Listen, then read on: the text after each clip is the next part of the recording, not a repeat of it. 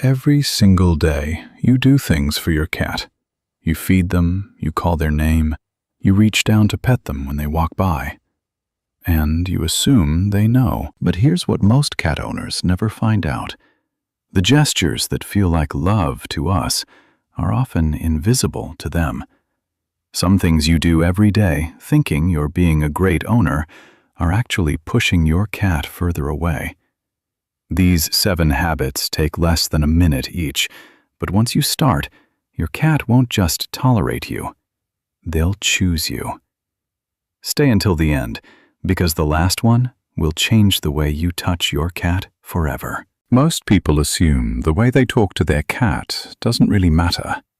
The tone, the silly voice. It feels embarrassing, so they dial it back. That's a mistake. A 2022 study from the University of Paris found that cats can distinguish their owner's voice from a stranger's, but only when the owner used that soft, high-pitched tone. When owners spoke normally, cats barely reacted.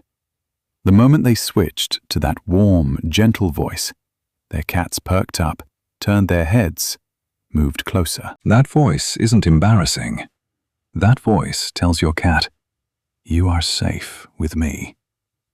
So every morning, every feeding, every time you pass them, talk to them. The words don't matter. The tone is everything. And if you think that's powerful, wait until number 7. Because there's one spot on your cat's body that triggers something even deeper than your voice ever could. There's a moment that happens between cats who deeply trust each other. They lock eyes, and then slowly close them. Most people see their cat do this and think nothing of it. They're wrong. That slow blink is one of the most intentional things your cat will ever do, and it's aimed directly at you. Researchers at the University of Sussex confirmed it in 2020. When owners slow blinked at their cats, cats were significantly more likely to blink back and approach. No treat, no toy, just 3 seconds, and your cat reads it as, "I am not a threat. I love you." Here's the part that matters most. Staring at your cat without blinking is, in cat language, a challenge, confrontational. So every time you've held eye contact and done nothing, you may have been sending the exact opposite of what you feel. Make the slow blink part of every morning. Let your eyes close gently. Hold for just a breath. When they blink back, that's your cat saying, "I trust you with my life." Most owners think their cat is lazy when they ignore a toy. They're not lazy. They're bored at the deepest level. Cats are built to hunt, not just physically, but neurologically. Their brain is wired for the full sequence: stalk, chase, pounce, catch.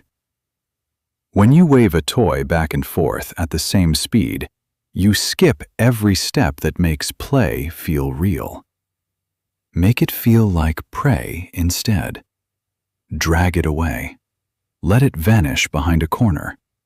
Make it freeze, then explode. When your cat's pupils go wide and their whole body drops low, something ancient just woke up. And here's what nobody says out loud.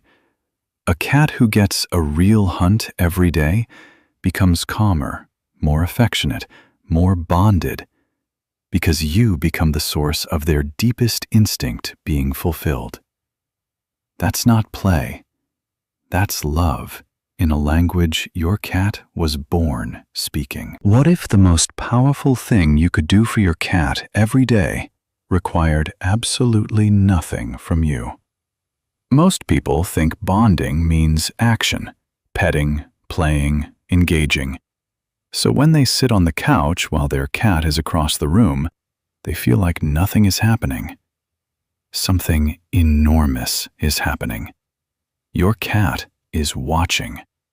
And the fact that you're nearby without demanding anything speaks louder than any treat ever could.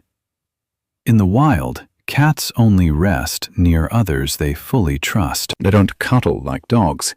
they share space. That quiet act of existing together is one of the deepest bonds cats form. When you sit near your cat without reaching for them, without calling their name, you're telling them, "I don't need anything from you.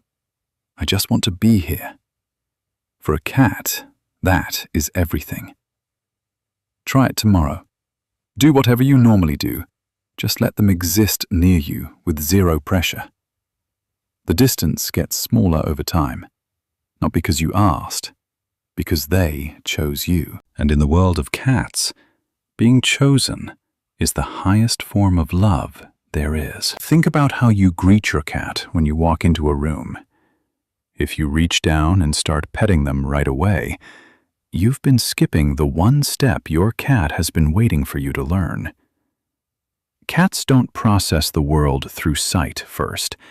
They process it through scent. When two bonded cats greet each other, they touch noses first. That tiny exchange says, "I know you. You're safe." When you skip that and go straight for the head scratch, it's like being embraced before anyone says hello. Not painful, but jarring. And over time, it teaches your cat to flinch instead of lean in. The fix takes 2 seconds. Every time, extend one finger near their nose and wait. Let them come to you. When they push their face into your hand, that's your green light. That's your cat saying, "Okay, I'm ready." You go from someone who pets them to someone who asks first. Cats never forget the people who ask first. We've all done it.